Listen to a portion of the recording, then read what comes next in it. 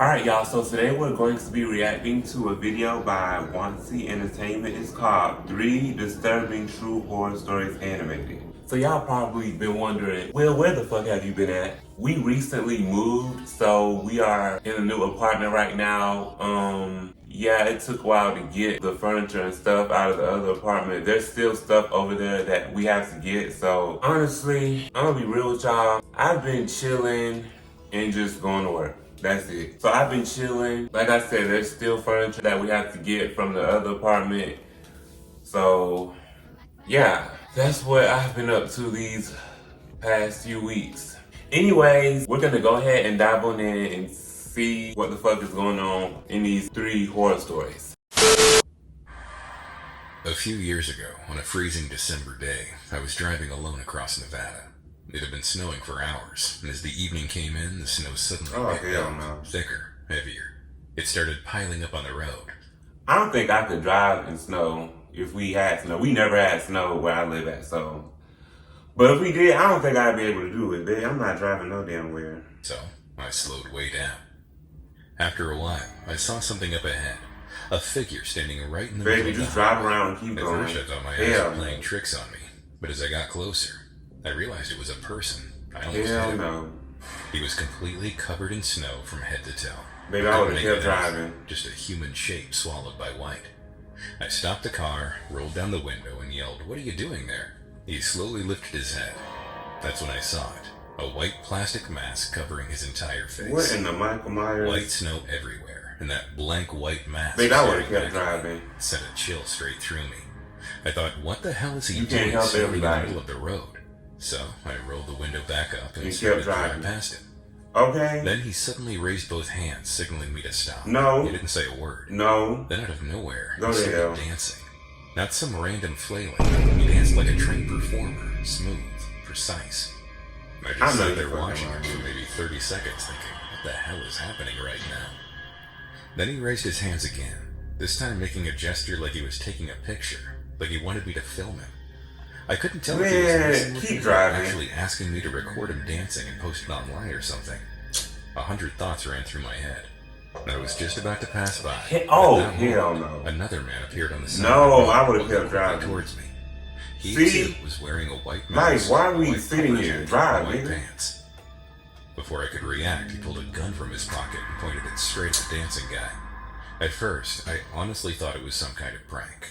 But the second I saw the gun, reality hit me hard. I slammed the gas, swerved the car, and tried to get past them. The snow made the tires slip, and the whole car fishtailed, but all I could think about was getting away. The man pointed the gun at me, and I ducked my head and kept driving. The situation was so tense that I couldn't remember how I drove. When I got far enough, I checked my rearview mirror. But what is happening? Standing there, staring at me. The guy with the gun was now pointing it at me. What is I this? changed lanes over and over, trying to create distance. What is happening? Gunshots. My heart stopped. When I looked again, the guy wasn't shooting at me. He was shooting at the dancing guy. I saw the dancing guy drop to the ground. What is happening? And then the man with the gun turned back toward me and started firing wildly in my direction. You better hope you don't hit them tires. When I got far enough away, I called the police and reported everything. Later, the cops told me they found no blood, no bullet casings, no footprints, nothing. Damn, so the you was slick with that shit. Shot. He just faked it. That night, my heart wouldn't stop racing. I wrapped myself in a blanket. That's so random. And tried to calm down.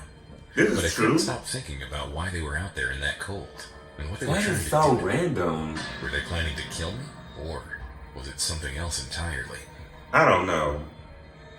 What is the dancing? I don't know.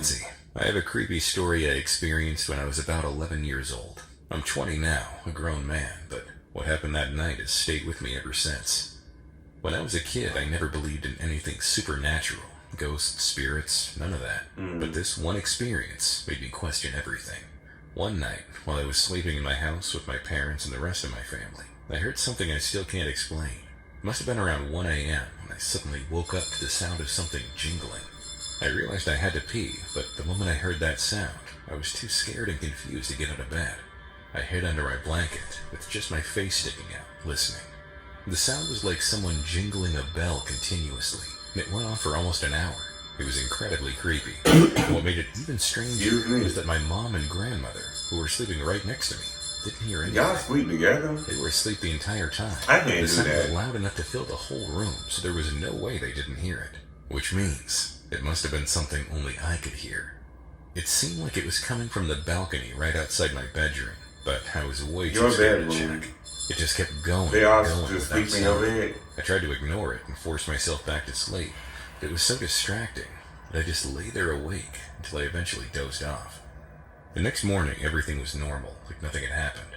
I asked my parents if they heard any jingling sounds during the night, but they all said no. When I told them what I heard, they brushed it off and said I must have been tired or stressed. To this day, I still have no idea who or what could have been making that bizarre jingling noise. Oh well. Even thinking about it coming from outside. At least you minded your because our business. house was a 2-story building. Outside my room was a balcony, and beyond that was nothing.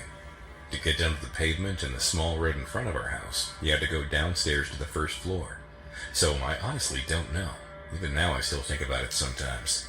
I'm actually glad I didn't get up to check what it was that night. Maybe you was dreaming. Why would someone be shaking bells outside at that hour on a cold night? Was it intentional? Did it mean something? I have no idea. All I know is that it was creepy as hell, and I'll never forget it. You probably was dreaming. I'm a long You haul thought it trucker. was real. I don't know. usually pull 12-hour shifts, even at night. A few months back, as usual, I was driving along a quiet road past midnight, listening to an audiobook.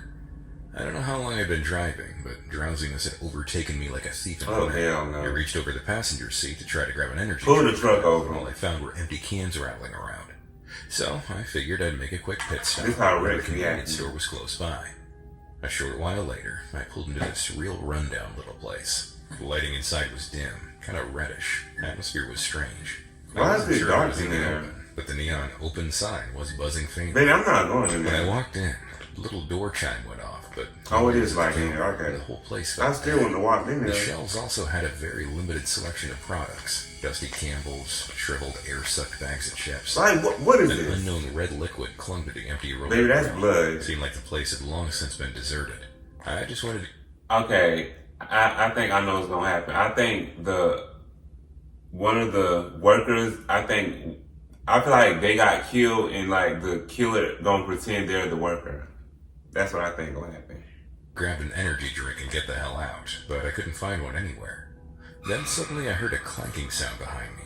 I turned around and saw an old man. That's the walking killer. The front door with a chain. He killed. Startled, I shouted, "Wait, I'm in here!" But the guy didn't react at all.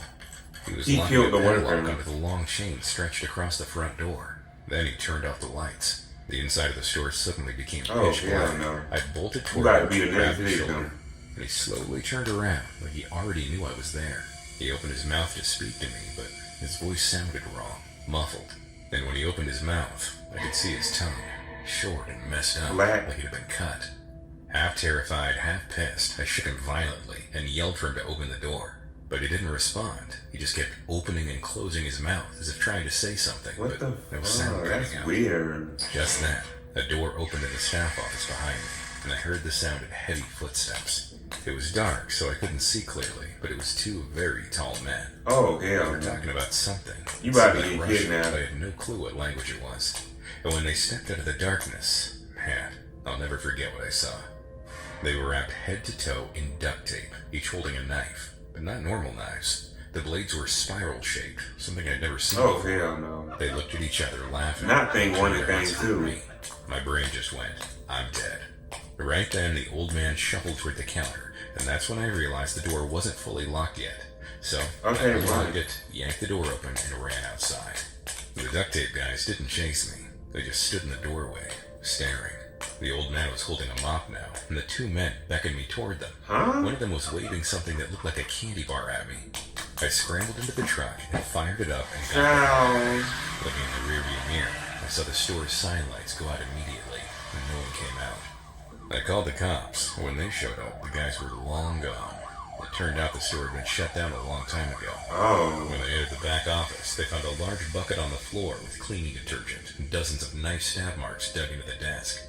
They tracked down the culprits. No idea what happened after Okay, that. I was wrong. All I know is I don't stop at remote, sketchy places anymore. That's And I went there weird. that night.